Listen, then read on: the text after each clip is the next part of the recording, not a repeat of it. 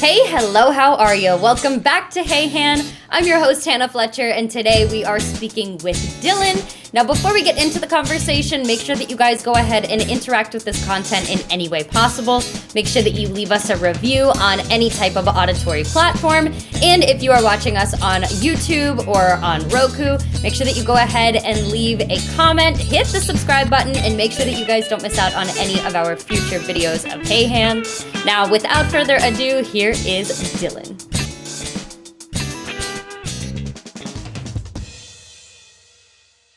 Hello, everybody. This is Hannah Fletcher, and I am here with Dylan. Dylan, it's so nice to meet you. Nice to meet you as well. First of all, tell me, you have over 1 million followers on the internet. Talk to me, what has your journey been kind of coming into the content creation space? I started, my photo is over there. So I started social media in 2016 because I was getting bullied in middle school and I wanted to show other people that there's others who relate to them. So I was starting off on a platform called Musical.ly, which is now TikTok. And I was doing lip syncs, but then I was live streaming for like 8 hours a day. And I was live streaming just everything and anything. So I started doing that. I gained 30,000 followers in the first week. And I think that really shows how important the aspect of talking about mental health was, because I don't think anyone was talking about it at the time. So that was my platform. Gained 100,000 followers in the first 6 months.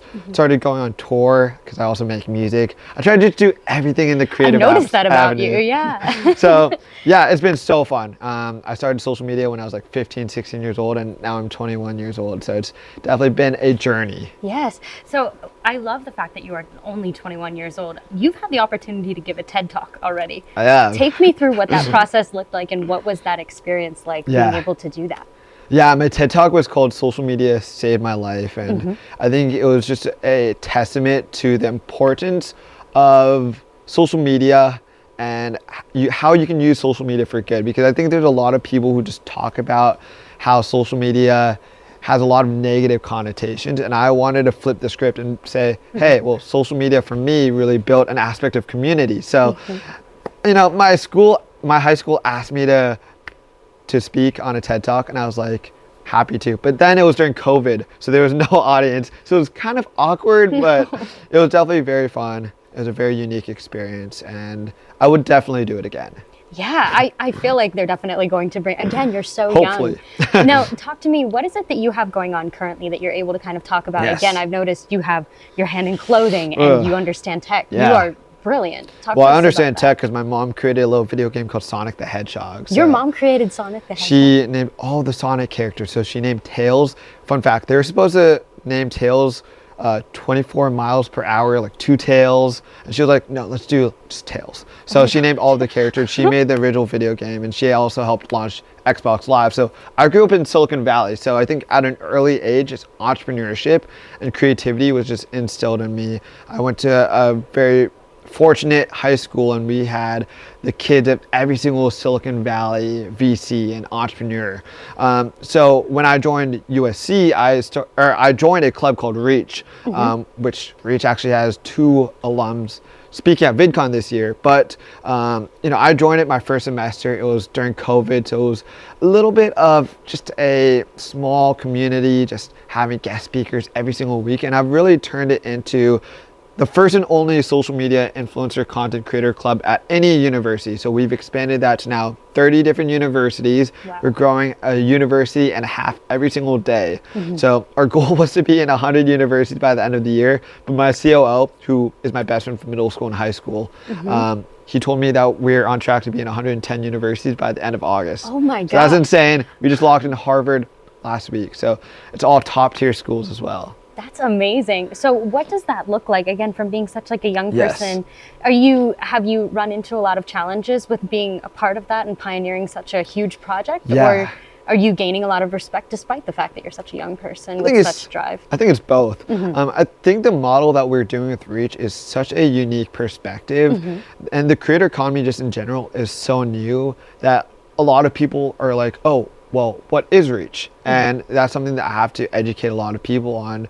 You know, this is the first and only influencer club. We're doing a lot of education, workshops, sponsorships, headquarter tours. We're working with a bunch of brands and really show and prove that this is an innovative idea that is something that's here to stay. I think social media, like me as a content creator, it's really easy for me to pitch myself as a content creator because everyone's like, okay, well, I know what a content creator is. Right. But the aspect of having an influencer organization at a university is so new. So I think, merging from a creator to now kind of a leader in the social media space has helped me kind of gain respect from a lot of people in the social media space. But I think at the same time, a lot of brands are still wondering what reach is, and that's the direction that we're still trying to prove to this day. Definitely. Well, talk to me a little bit about the fact, I know that you have a podcast, and I know that you've interviewed a lot of different types of executives and everything, which I think is such a fascinating approach. Talk to me about what that's been like going through the podcast process and even being on the behind the scenes and trying to bring in those guests and what that's been like on your end. Yeah, well, I started the podcast, to be quite frank with you, because I know that college students are always interested in the professional career. And I'm like, well, I'm going to give our Reach members an exclusive podcast so that they can understand what the different avenues of social media is, because there's so many things than just a content creator. So that was my way of acknowledging different verticals in the entertainment and social media space to explore and dive deep into what their day-to-day looks like, what they do for a living, what are the skills that are important to be in that position, and for a college student, what advice that executive can give a 21-year-old so that they can be that executive one day. So I mean, I think in general, it's a really easy pitch to be able to sell Reach. And I think it's super easy to be able to get those executives just to talk, because I think a lot of people just want to give back to college students and those who are in higher ed.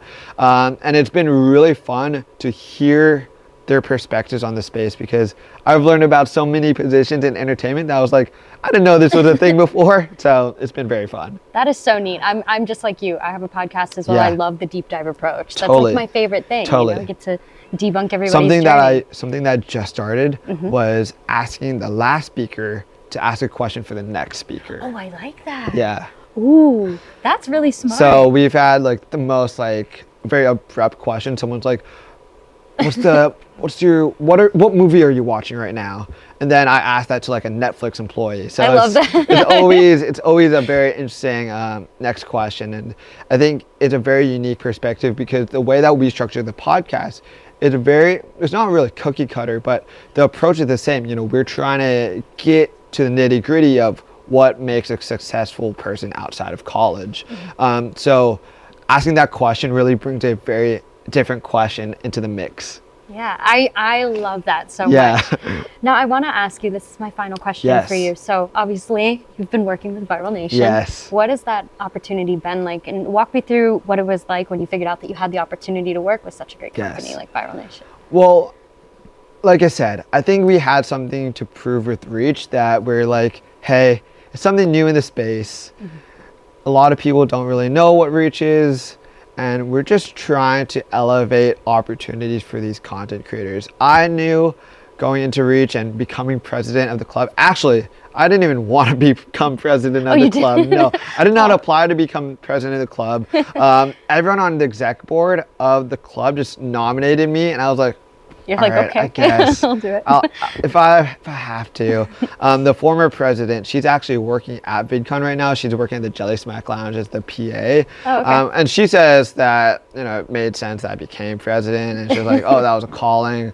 I'm like, I don't know if that was. I probably would have found something different if not. But I think that, working with Viral Nation, we've been able to really solidify ourselves as an organization that's shouldn't be taken as a joke, but something that should be taken seriously, because I wanted to partner with an agency that was trusted, reliable, vouched, knowledgeable in the space, and we want to create an incubator for these college students to become successful creators. We have a bunch of successful creators.